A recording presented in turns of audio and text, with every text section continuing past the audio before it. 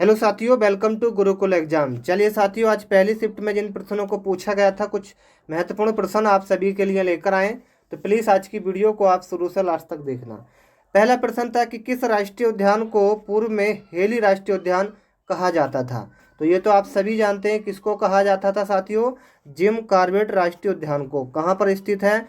उत्तराखंड के अंदर स्थित है। ठीक है, चलिए एक प्रश्न आपका ये था, क्वास्कर कोर नामक रोग किसकी कमी के कारण होता है। तो क्वास्कर नामक जो रोग होता है वो किसकी कमी के कारण होता है साथियों? वो होता है प्रोटीन की कमी के कारण। किसकी? प्रोटीन की कमी के कारण होता है। तो इस प्रश्न का जो सही आंसर था वो आपका ऑप्शन नंबर बी था। एक प्रश्न आपसे आगे पूछा गया था, रिएक्टर पैमाने से किसकी तीव्रता मापी जाती है। तो रिएक्टर पैमाने से किसकी तीव्रता मापी जाती है पूछा गया था। इस प्रश्न का राइट आंसर था भूकंप। क्या था साथियों? भूकंप इस प्रश्न का सही आंसर था, यानी कि ऑप्शन नंबर बी वाला। एक प्रश्न ये था, वन्य प्राणी सप्ताह प्रतिवर्ष कब मनाया जाता है। वन्य प्राणी सप्ताह प्रतिवर्ष जो मनाते हैं वो आपका मनाते हैं अक्टूबर के प्रथम सप्ताह में। कितने में साथियों? अक्टूबर के प्रथम सप्ताह में।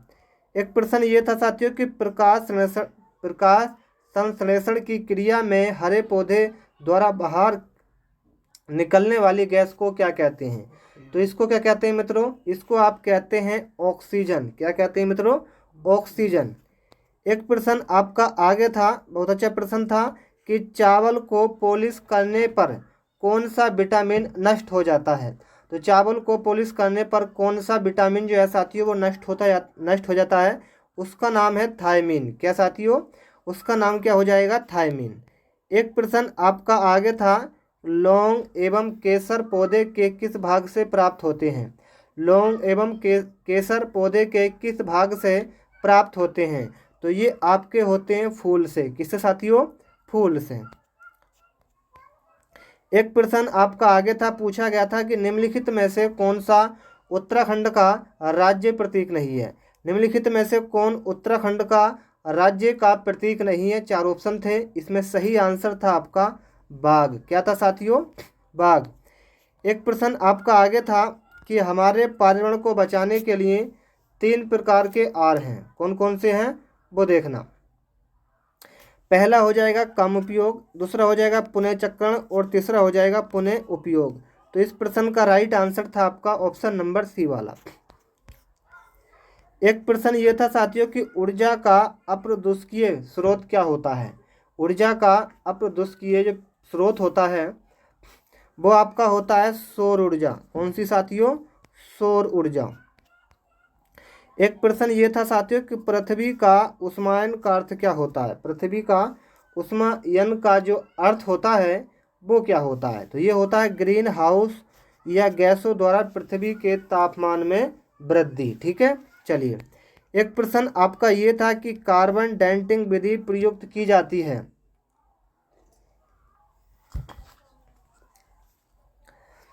पूछा गया था कार्बन डेटिंग विधि प्रयुक्त की जाती है तो किस चीज़ को ज्ञात करने के लिए, ये सबसे पूछा गया था।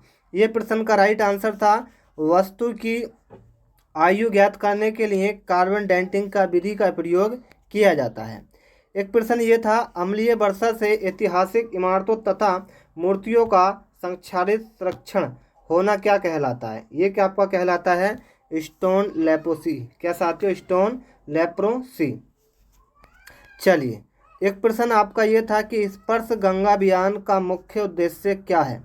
स्पर्श गंगा अभियान का मुख्य उद्देश्य आपसे पूछा गया था, ये आपका होता है, नोट कर लेना, गंगा की स्वच्छता। क्या साथियों? गंगा की स्वच्छता।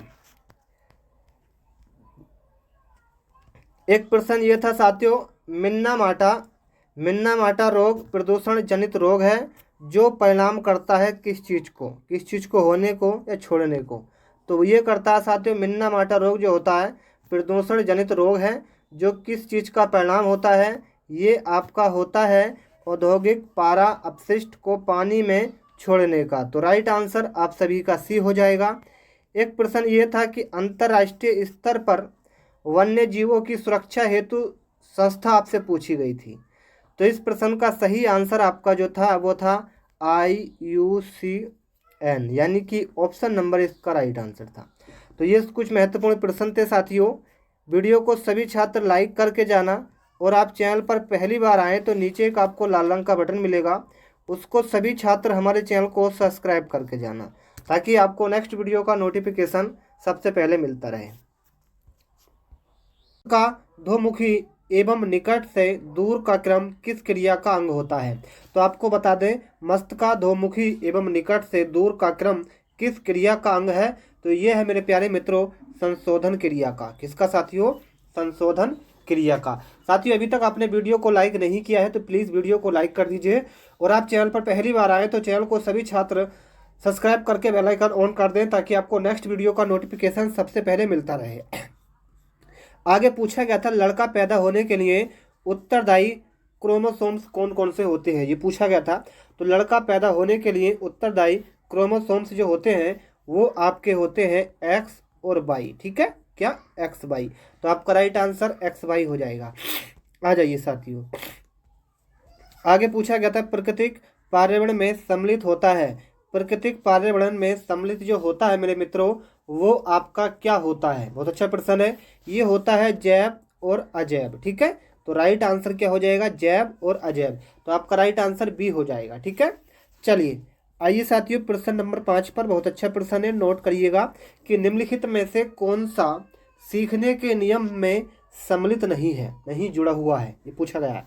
तो निम्नलिखित में से कौन सा सीखने के नियम में सम्मिलित नहीं है मेरे प्यारे मित्रों? वो होता है आपका खेल। खेल क्या होता है साथियों?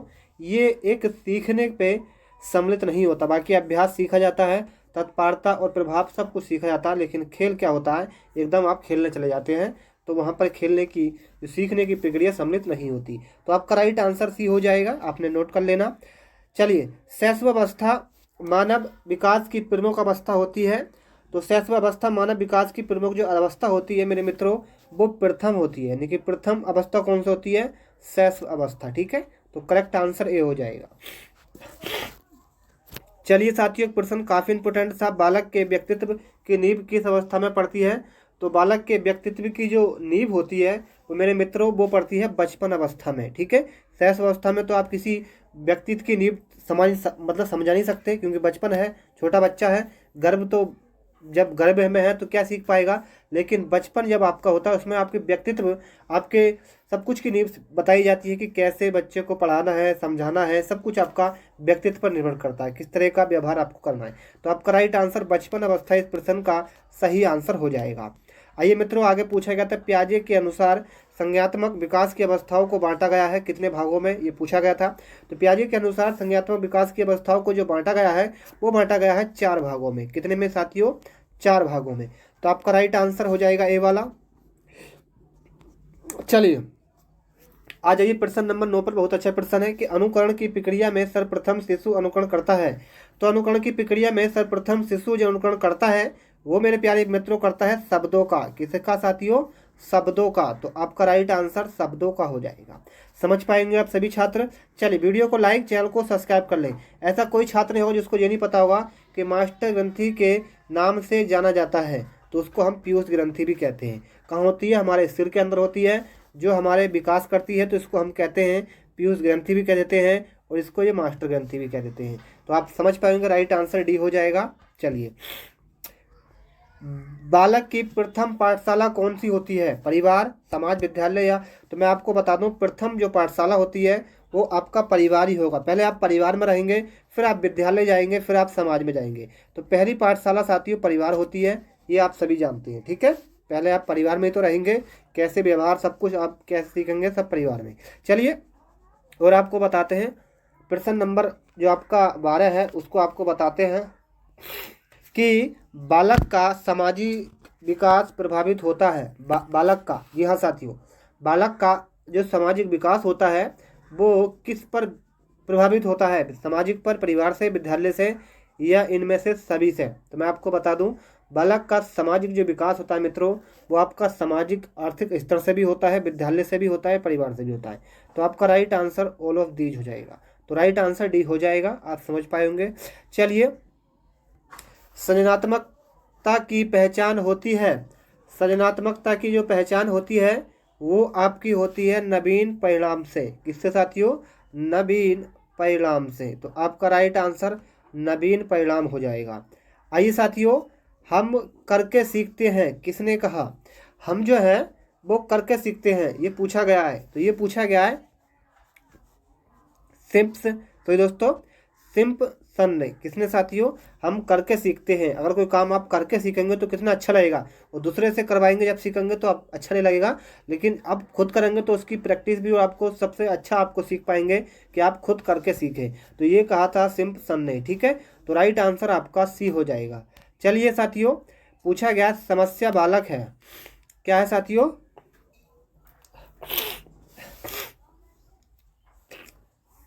समस्या बालक है। तो ये है साथियों एक प्रकार की क्या?